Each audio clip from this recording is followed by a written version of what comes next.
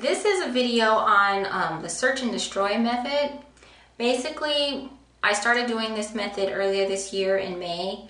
It was the first time that I had ever done it on my hair. And basically what a search and destroy is when you take a section of hair and then you just go through and look at individual strands and you're trying to find knots and splits.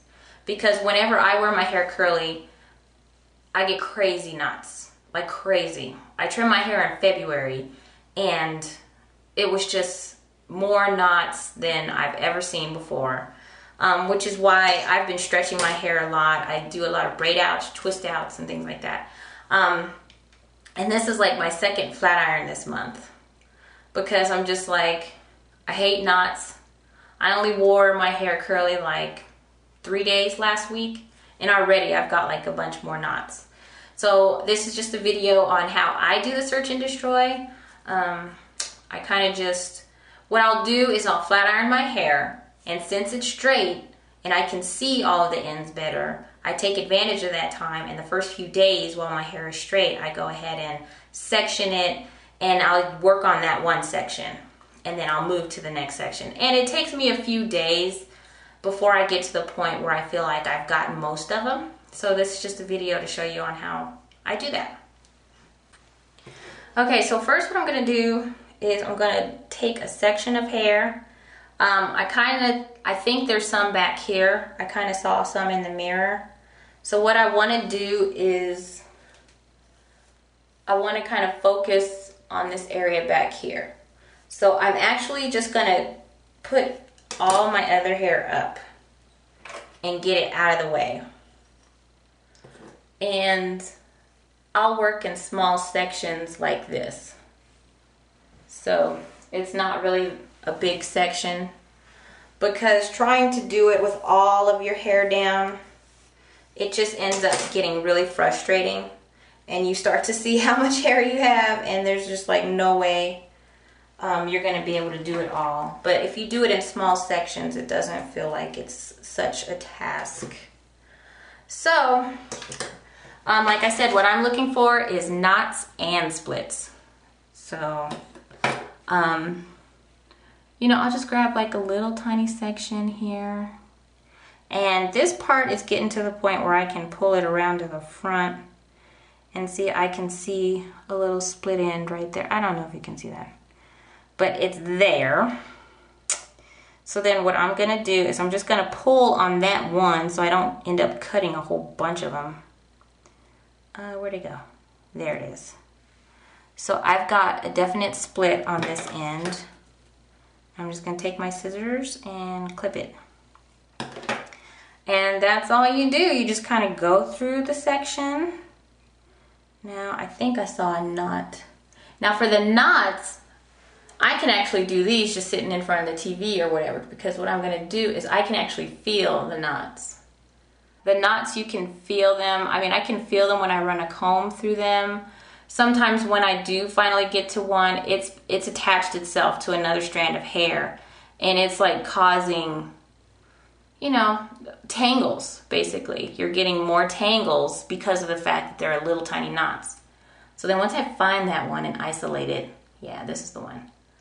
I kind of just try and make sure there aren't any other little hairs attached to it or next to it. I kind of feel for that little knot. And I get my finger like right down on top of it. And then I snip it. So, ooh, and this one had a split too.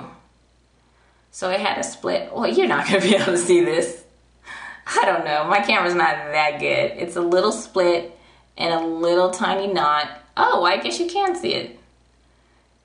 So you see, I get these little tiny knots on the end of my hair, on some splits that were one piece of hair, and then there's a split and a split and a split, like a little tree branch. When I looked it up online to kind of figure out what that was all about, because that was the first time I had ever seen that, but it just leads back to protein. So I ended up doing a protein treatment in my hair, and it really straightened it out. And I did the Apogee 2-step. which I was scared of for a long time. But once I saw those kinds of splits going on, I decided I had to go ahead and do that. So now I went ahead and took another section, and I'm going to check this one and see what's going on. Now, when my hair was shorter and I wasn't able to do this, like pull it up front a little bit like this, I just get really close into the mirror. And so I'm like sitting up on the mirror like all weekend. My husband was like, "What are you doing?" But once you start finding things like this and you start realizing it, it really is kind of nice to know that you're finding it now before it turns into like a really big problem. Okay, so I've got a knot here. I'm going to go ahead and take this one off. Okay. So I got that one. And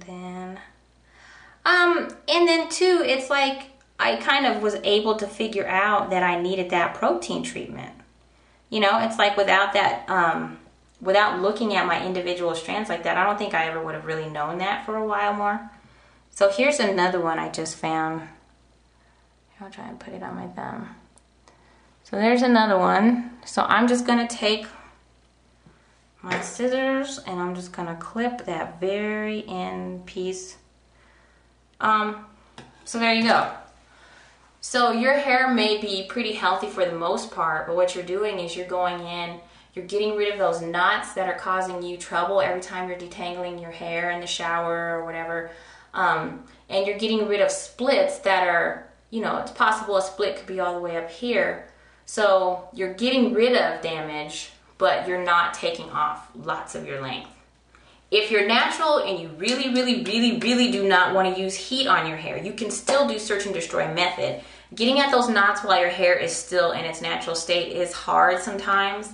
So what I would do is I would stretch my hair. You can either bun it and stretch it out that way. If your hair is long enough to put into a bun, you want to put it in a bun for a whole day. Then after that, the middle part is still going to be really wavy. So what you want to do is you want to part it down the middle, do braids, you know, overnight. Your hair on like day 2 or 3 is going to be stretched out enough that you're going to be able to see some of those knots and splits, and you're going to be able to take care of them that way. And then another way to stretch your hair out, like if your hair is too short to do like a bun, like I said, braids.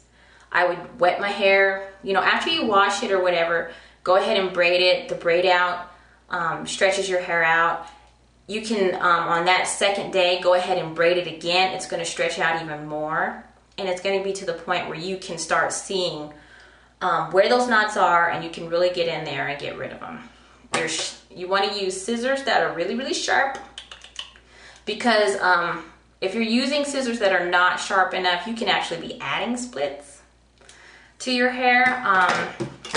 And then 2, just know that heat can be part of the reason why you have splits. A lack of protein can be a reason why you have splits, and also dryness, you know, dry hair. Once you've gone and done the trim, if you've gotten the trim done somewhere else, if you've done it yourself, you did your search and destroy, keeping your length and keeping your ends healthy so that you're not getting more and more is, you know, keeping it up. Keep your ends protected. Keep your ends moisturized. Moisturize and seal every night. What I'm doing is I'm rolling my hair into like a little tiny bun, and I have this clippy. You know, you don't have to have your hair up all the time. Like I said, when you're natural, you can do a wet bun where you use gel and you pull your hair all back into a bun. You can put it up in twists and braids and things like that. So that way, your trim is actually going to last you a much longer time.